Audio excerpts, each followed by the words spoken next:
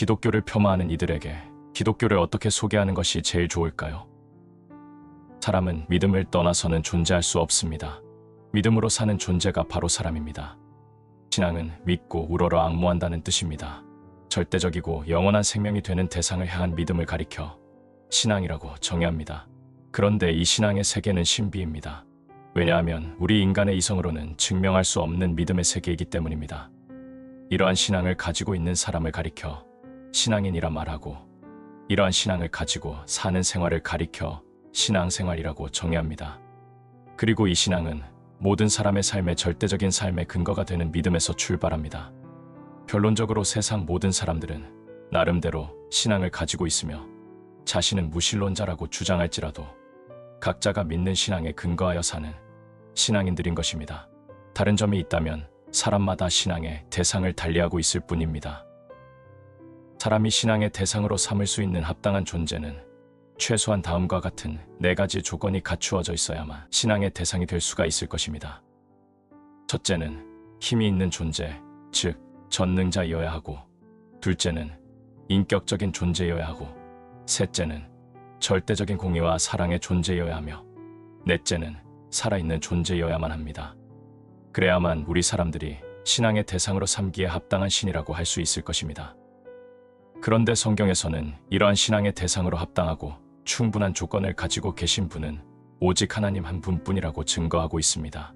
성경에서는 세상에 많은 신이 있으나 유일하게 하나님만이 전능자시요 인격자이시며 공의로우시고 사랑이시며 영생하시는 분으로 온 우주 만물을 창조하신 창조주가 되신다고 말씀합니다.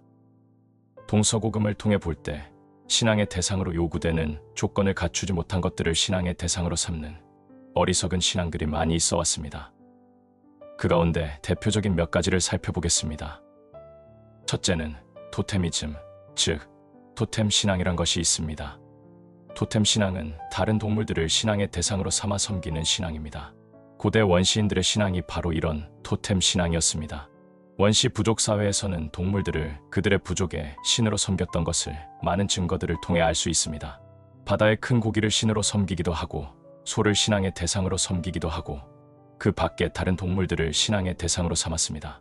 우리나라의 단군 신화에 나오는 웅녀 이야기도 바로 곰과 호랑이, 토템 신앙이라고 볼 수 있습니다. 그러한 동물 숭배 중에 가장 많이 등장하는 것이 뱀입니다. 그리고 그 뱀은 용으로 변해갑니다. 이러한 동물들을 신앙의 대상으로 삼는 토템 신앙은 참으로 어리석고 미개한 신앙이라고 볼 수밖에 없습니다. 그 이유는 세상의 모든 동물들은 사람들에 의해 사육될 수 있고 보호될 수 있는 것들입니다. 그런데 그런 동물을 신앙의 대상으로 삼아 섬긴다는 것은 사람이 동물보다 못한 존재임을 스스로 인정하는 것이 되기 때문입니다. 두 번째는 우상숭배 신앙이 있습니다. 우상숭배는 돌이나 쇠붙이 또는 나무 토막을 조각하여 어떠한 형상을 만들어 놓고 그것을 믿고 의지하는 신앙입니다. 그리고 만들어 놓은 그 앞에서 절하며 무슨 마음의 소원을 이루어주기를 비는 신앙인데, 이 우상숭배 역시 그것은 어리석은 신앙입니다. 왜 그렇습니까? 돌이나 쇠붙이나 나무 토막은 사람의 손에 의해 조각되고 다듬어져 만들어진 수공품에 불과합니다. 아무리 정교하고 아름답게 의미를 담아 만들었다 해도 그것은 본질적으로 돌이나 쇠붙이나 나무 토막에 불과하기 때문입니다. 그리고 만들어진 것이 위대합니까? 그것을 만든 자가 위대합니까? 사람의 손에 의해 다듬어지고 만들어진 작품 혹은 물건을 숭배하는 것이 얼마나 어리석은 일인지 모르는 것입니다. 세 번째, 자연숭배 신앙이 있습니다. 자연숭배 신앙은 돌이나 바위 또는 오래된 고목나무 앞에서 절하는 신앙인데, 이 자연숭배 역시 잘못된 어리석은 신앙입니다. 그 이유는 자연도 역시 우리 인간이 가꾸고 다스려야 할 것인데, 만물의 영장인 사람이 그런 자연물을 신앙의 대상으로 삼는다는 것은 어리석은 행동에 지나지 않는 것입니다. 네 번째, 조상숭배 신앙이 있습니다. 조상숭배 신앙은 죽은 조상들을 신앙의 대상으로 삼고 믿고 의지하며 섬기는 신앙입니다. 그것도 어리석은 짓입니다.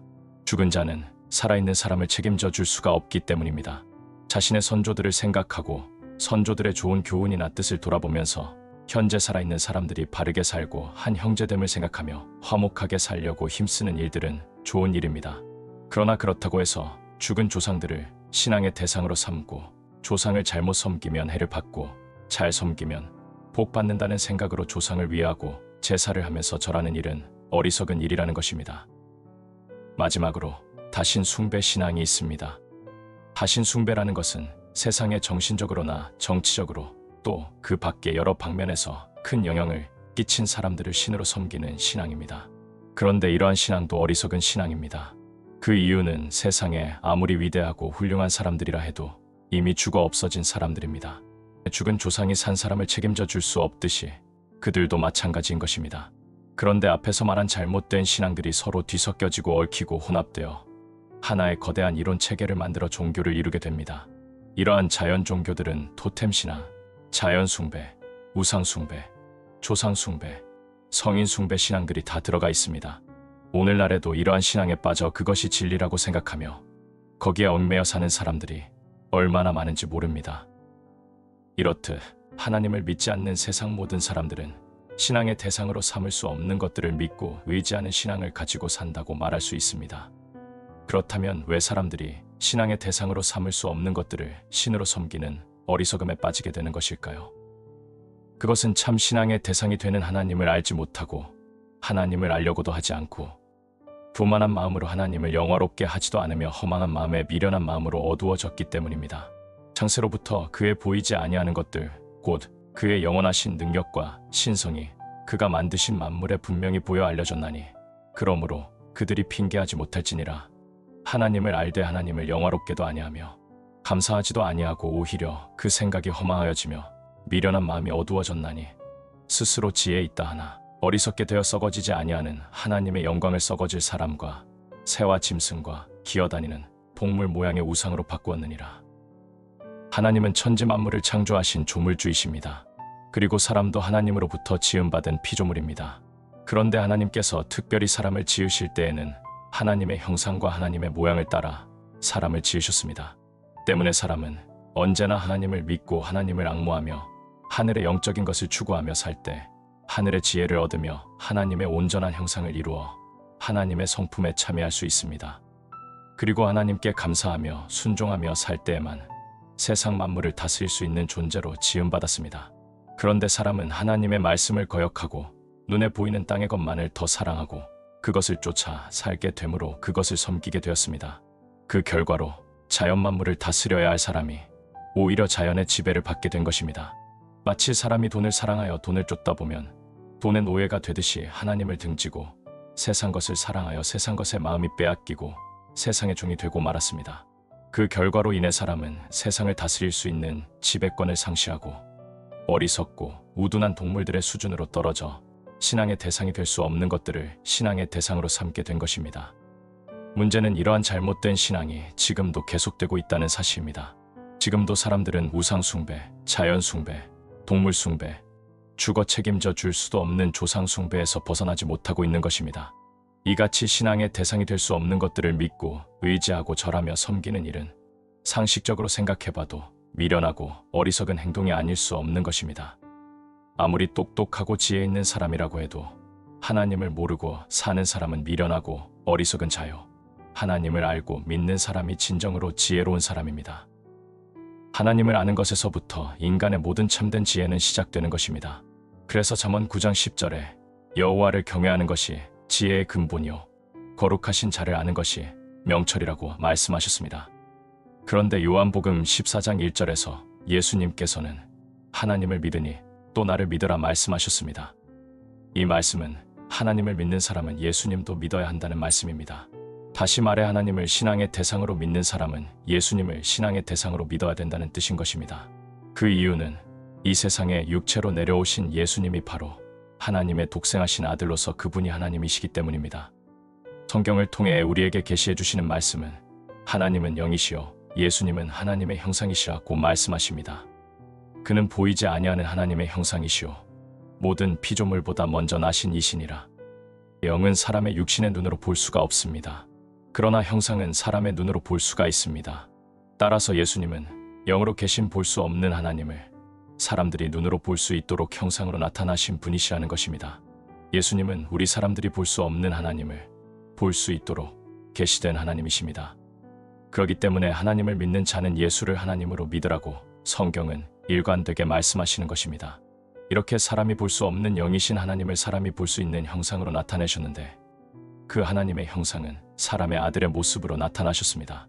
그 이유는 본래 하나님께서 사람을 지을 때 하나님의 형상을 따라 사람을 지으셨기 때문에 사람 가운데 나타나시는 하나님은 사람의 모습으로 나타나신 것입니다. 예수님은 하나님의 형상으로서 사람의 아들로 세상에 오셨지만 실상은 예수님은 세상 모든 사람의 원형이 되시는 하나님이신 것입니다. 그래서 성경은 본래 하나님을 본 사람이 없으되 아버지 품속에 있는 독생하신 하나님이 나타내셨느니라 라고 말씀해 주고 있습니다. 그리고 예수님은 자신을 가리켜 인자 곧 사람의 아들이라고 말씀하셨습니다. 하나님께서는 사람의 아들로 세상에 나타나신 하나님의 형상이신 예수님에 대해 이는 내 사랑하는 아들이요 기뻐하는 자라고 말씀하십니다. 이러한 말씀들은 하나님을 이해하는데 우리 이성의 한계를 초월한 신비하고 오묘하고 이해하기 힘든 부분입니다. 그러나 분명한 것은 예수님은 우리 인간 육신에 볼 수 없는 영이신 하나님께서 우리 인간이 볼 수 있고 교제할 수 있는 사람의 아들로 이 세상 역사 안에 들어오신 하나님의 아들이라는 사실입니다. 이러한 관계는 우리의 이성과 논리로 이해되지 않는 부분입니다. 그래서 이러한 사실을 잘 이해하지 못한 예수님의 제자 빌립은 아버지를 보여달라고 요청했습니다. 그러자 예수님께서는 나를 본 자는 아버지를 보았다 라고 말씀해 주셨습니다. 우리의 이성과 논리로 설명이 안 되고 검증이 안 된다고 해서 아니라고 말할 수 없습니다. 그 이유는 신앙은 논리와 이성을 초월하는 신비이기 때문에 절대적인 믿음으로 받아들이는 것입니다. 세상에는 논리와 이성으로 설명되지 않아도 그냥 진리로 받아들이는 것들이 얼마나 많이 있는지 모릅니다. 세상과 세계의 법칙에서도 이성적으로 논리적으로 설명할 수 없지만 그 정의를 참이라고 받아들인다면 하물며 이 모든 보이는 세계와 보이지 않는 세계를 창조하신 전능하신 하나님을 향해 이해하기 힘들고 논리적으로 설명이 안 된다고 믿지 못한다는 주장은 자기 모순인 것입니다. 유한한 인간이 무한한 하나님을 다 설명할 수 없고 전능자에 의해 지음받은 피조물이 전능자에 대해 다 알 수는 없는 것입니다. 그러므로 하나님께서 보여주신 만큼 알 수 있고 계시된 부분을 믿음으로 이해하며 하나님을 믿는 것이 바로 기독교 신앙입니다.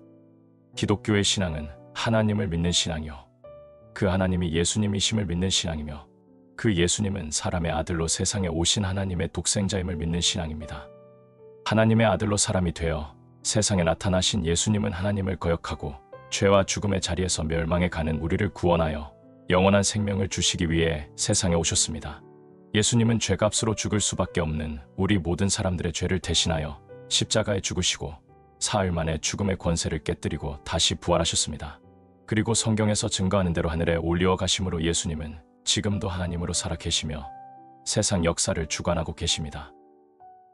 천지 만물을 창조하신 하나님을 믿고 십자가에 죽으시고 부활하신 예수 그리스도를 믿으며 그 분에게만 경배하는 신앙이 기독교의 신앙이라고 할 수 있습니다. 그런데 사람들 가운데는 이러한 기독교를 너무 독선적이라고 말하는 사람들이 있습니다. 세상에 많은 다른 종교의 신앙도 있는데 기독교는 다른 종교를 인정할 줄 모르는 편협적이고 배타적이라고 비난합니다. 언뜻 들으면 그럴듯합니다. 그러나 기독교 신앙은 편협적이고 독선적이라서 그런 것이 아니라 하나님 외에는 그 어느 것도 바른 신앙의 대상이 될 수 없고 하나님만이 참 신앙의 대상이라는 사실이 진리이기 때문에 그런 것입니다. 기독교는 진정 신앙의 대상이 될 수 없는 것에 대해 신앙의 대상이 될 수 없다고 말하며 진정으로 신앙의 대상이 될 수 있는 하나님 한 분만을 신앙의 대상으로 믿고 의지해야 한다고 말하는 것뿐입니다. 예수님을 모르는 사람들은 기독교 신앙이나 불교나 유교나 도교나 모든 종교는 똑같은 것 아니냐고 말합니다. 그러나 기독교 신앙은 그러한 세상 다른 모든 종교인들의 신앙과 똑같은 것이 아닙니다. 기독교 신앙이 아닌 다른 모든 종교들은 다 똑같은 면이 있습니다. 뭐가 다 똑같으냐라고 묻는다면 세상의 모든 종교의 창시자들은 나름대로 인생의 삶의 이치를 깨달아 가르쳤다는 것이 다 같습니다. 그러나 그렇게 가르친 사람들도 세상 모든 보통 사람들과 마찬가지로 죄와 죽음을 극복하지 못하고 죽음으로 그들의 생이 끝났다는 것입니다. 그러나 예수님은 그렇지가 않습니다. 예수님은 하나님께서 사람이 되어 세상에 오신 하나님으로 우리 인간들을 구원하기 위해서 우리 인간의 죄를 대신하여 죽으셨습니다.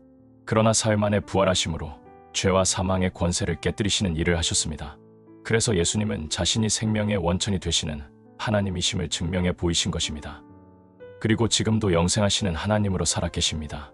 그렇기 때문에 세상 모든 종교의 신앙은 죽은 자를 믿고 죽은 자의 가르침을 따르기 때문에 다 똑같지만 예수님을 믿는 신앙은 지금도 살아계신 하나님을 믿기 때문에 똑같은 것이 아닙니다.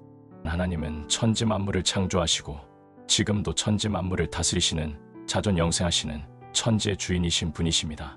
그 하나님께서 죄와 사망에 빠진 우리 인간을 구원하기 위해 사람으로 세상에 오셨고 십자가의 죽음과 부활하심으로 구원의 역사를 다 이루셨습니다. 이 예수를 믿고 예수의 이름을 부르며 예수님을 자신의 생명의 주인으로 영접하고 예수님을 하나님으로 믿으면 영생을 얻게 되는 것입니다. 이것을 믿는 신앙이 기독교 신앙입니다. 이러한 기독교 신앙을 받아들이고 받아들이지 않고는 각자의 선택에 따라 믿을 수도 있고 믿지 않을 수도 있습니다. 그러나 분명한 사실 하나는 하나님의 아들이신 예수 그리스도만이 나의 죄를 해결해 주실 수 있으며 나를 죄의 형벌과 죽음에서 구원해 주실 수 있다는 사실입니다.